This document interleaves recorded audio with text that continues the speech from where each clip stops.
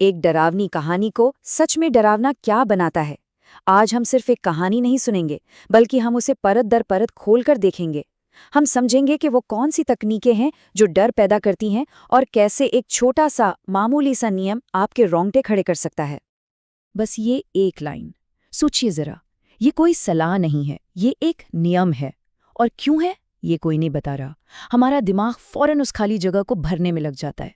और यकीन मानिए, हम जो सोचते हैं वो किसी भी असली राक्षस से कहीं ज्यादा भयानक होता है। डर की शुरुआत यहीं से होती है। देखिए, सबसे असरदार डरावनी कहानियां ना हमें पहले यकीन दिलाती हैं कि सब कुछ ठीक है। वो हमें एक जानी पहचानी दुनिया में ले जाती हैं, एक ऐसी जगह जहां हम एकदम महफूज महसूस करते हैं, और फिर अचानक हमारे पैरों के नीचे से वो जमीन खींच लेती है। ये लाइन इतनी असरदार क्यों है? अरे क्योंकि हम सब ऐसी किसी ना किसी सड़क से गुजरे हैं। कहानी हमारे एक आम तजुर्बे का इस्तेमाल करती है, जिससे हमें लगने लगता है कि अरे ये तो हमारे साथ भी हो सकता है। अब हम सिर्फ कहानी सुन नहीं रहे, हम उस कार में बैठ चुके हैं। इसी को कहते हैं साइकोलॉजिकल प्राइमिंग। कहानी ने क्या किया? उसने पीछे मत देखो का एक नियम हमारे दिमाग में डाल दिया। और बस, अब वो शीशा जो हमारी मदद के लिए होता है, वो ही सबसे बड़ा दुश्मन बन गया है। अब कार का हर हिस्सा एक खतरा महसूस होता है। तो हुक तो सेट हो गया। अब देखते हैं डर को बनाया कैसे जाता है। अब कहानी धीरे धीरे ड्राइवर के होश और हवास पर, उसकी इंद्रियों पर हमला करती है, ताकि घबराहट बढ़ती जाए और बढ़ती जाए। और ये देखिए होता कैसे है। ये कोई एक डरावनी घटना नहीं है, नहीं, ये एक सोची समझी साजिश है। पहले आवाज, फिर स्पर्श, फिर तापमान। कहानी एक एक करके ड्राइवर के होश पर हमला कर रही है, जब तक उसे समझ ही ना आए कि सच क्या है और वहम क्या। और देखिए, कहानी का हीरो अब किससे लड़ रहा है? किसी भूत से नहीं, वो खुद से लड़ रहा है। उसके दिमाग की एक आवाज कह रही है देखो, और दूसरी चीख रही है मत देखो। ये अंदर की लड़ाई ही असली तनाव पैदा कर रही है। और बस इसी पल डर सिर्फ एक एहसास नहीं रहता, वो अब असली हो जाता है। एक ऐसा खतरा जो अब आपको छू सकता है, जो ठीक आपके पीछे है। डर अब सिर्फ दिमाग में नहीं, बल्कि आपकी गर्दन के ठीक पीछे महसूस हो रहा है। और फिर वो आवाज आती है, घूमो, बस मुझे देखो।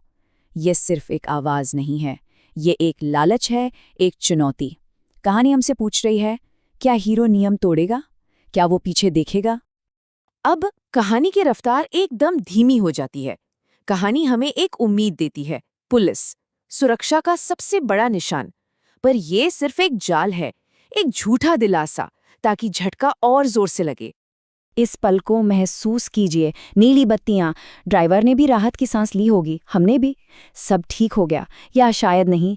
कहानी हमें बिल्कुल वही ले आई है जहां से वो सबसे बड़ा झटका देने वाली है। और यहाँ सब कुछ रुक जाता है। ऑफिसर का वाक्य बीच में ही टूट जाता है। ये जो खामोशी है ना, ये किसी भी चीख से ज्यादा डरावनी है। ये इस कहानी का सबसे शानदार हिस्सा है। बचाने वाला ही गवाह बन गया है। वो देख रहा है कि खतरा असली है, भले ही हमारे हीरो को कुछ नजर नहीं आ रहा। दो अलग अलग सच्चाइयां एक ही कार के अंदर। तो अब हम कहानी के असली डर तक पहुंच गए हैं।